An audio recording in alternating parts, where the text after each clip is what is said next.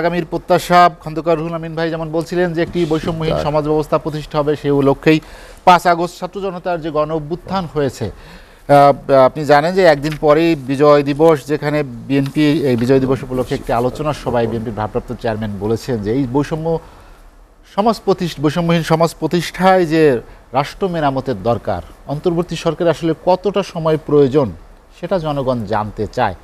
এখন কি সময় এসেছে কবে নির্বাচন সেটি জানার? ধন্যবাদ জাহিদ ভাই এবং আমার সহ-আলোচক রুহুল আমিন সাহেব, আমাদের অত্যন্ত শ্রদ্ধাভাজন ব্যক্তিত্ব এবং এসিটিভি দর্শক শ্রোতা। 3 মাস তো পার হয়ে 4 মাস চলে যাচ্ছে না, 5 মাসে পড়ছে, 5 মাস না, স্বাধীনতার 53 বছর পার হয়ে বিজয়ের উল্লাসে আমরা 54তে পাড়া দিলাম। আলহামদুলিল্লাহ, আল্লাহ তাআলা অশেষ রহমত। আজকে 54 বছর পর যখন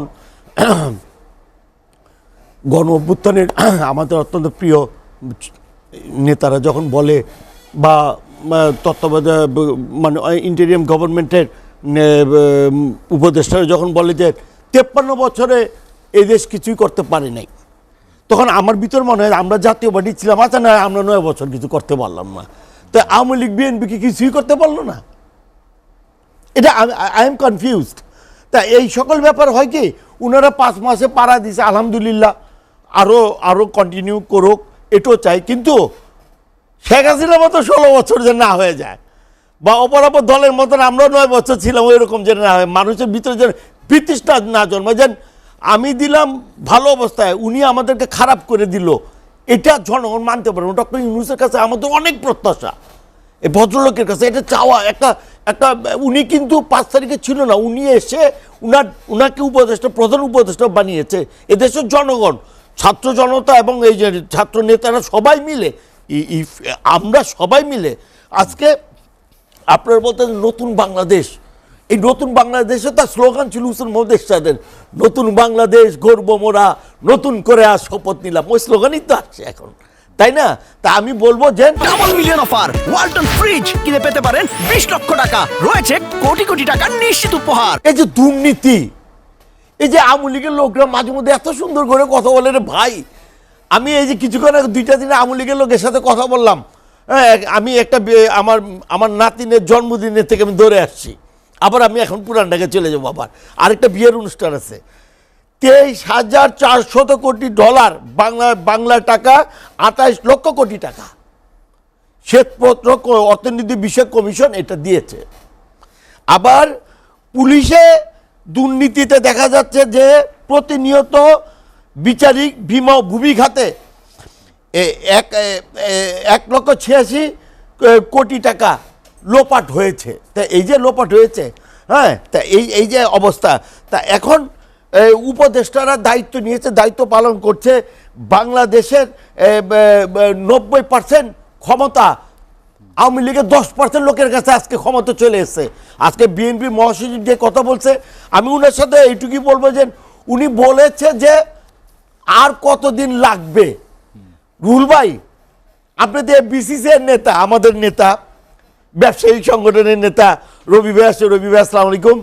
হ্যাঁ, তা আমি এইটুকুই বলবো যে আপনারা বলেন তো, সবই সুন্দর করে বলেন, সিন্ডিকেট কি ভাঙতে পারছেন ভাই?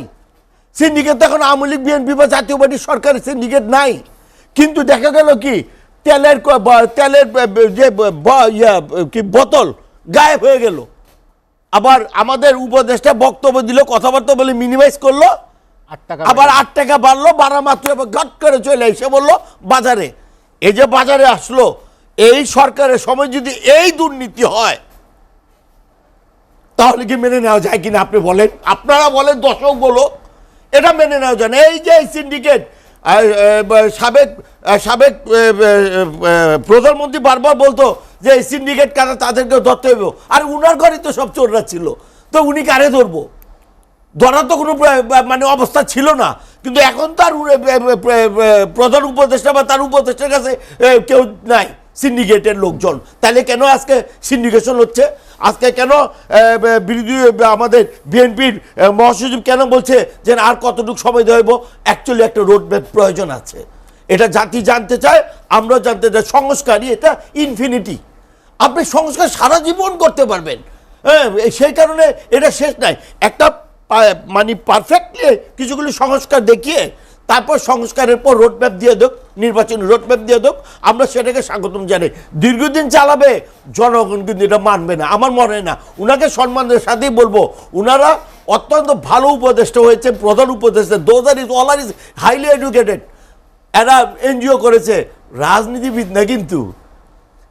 আপনি ব্যবসায়ী সংগঠনের নেতা, ওই যে রবিবার আসছে, এই যে রবিবার হলো বিএনপির নেতা, এরকম কয়েকজন যারা আছে, আপনি ব্যবসায়িক নেতা, আমি আপনার সাথে পারবো না ব্যবসায়িক সংগঠনের নেতা হিসেবে, কিন্তু রাজনীতিভাবে আমি আর রবিবার কিন্তু আপনার সাথে টক্কর দিব। কিন্তু অ্যাজ এ হাইলি অফিসিয়াল কোনো ব্যক্তিত্ব আসলে তারা সৎ ভালো, কিন্তু রাজনীতি কিন্তু আরেক জিনিস। রাজনীতি পরিচালনা করা is too tough, too tough. তাই সেখানে বলবো আমরা নির্বাচনটা চাই অতি সন্নিকটে।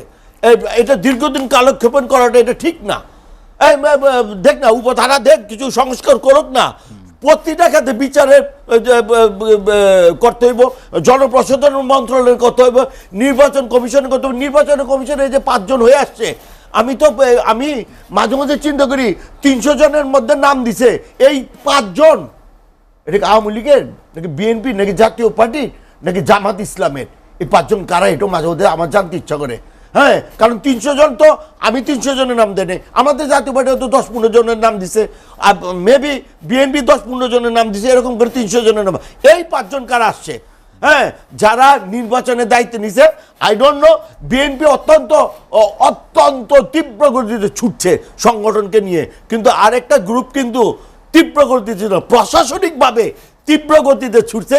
তারা প্রশাসনকে দখল করতে, তারা জানে ইন ফিউচারে প্রশাসনকে দখল করতে হইব, তার জন্য তারা ওইভাবে কাজ করছে। আর কিছু গ্রুপ আছে জাতীয় পার্টি যেন না আসতে পারে, জাতীয় পার্টি আসলে ওই আওয়ামী লীগের ভোট, তাদের ওই 7% ভোট, এগুলি নিয়ে আবার ভবিষ্যতে আসবো, তাহলে তাদের অবস্থা কি হবে দেখেন।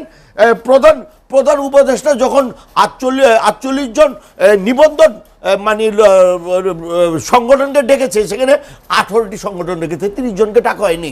তাহলে এই 30 জন নিবন্ধন দল, আমরা ব্যারিস্টার শামীম হায়দার পার্টির কোনো একটা জায়গায় বলছে 69% জরিপে জনগণের লোকদের ডাকা হয় নাই।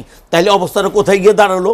তা আপনারা কি 69 জন জনপ্রতিনিধিত্ব যারা মুখী তাদেরকে বাদ দিয়ে কি আপনারা নির্বাচন করবেন নাকি?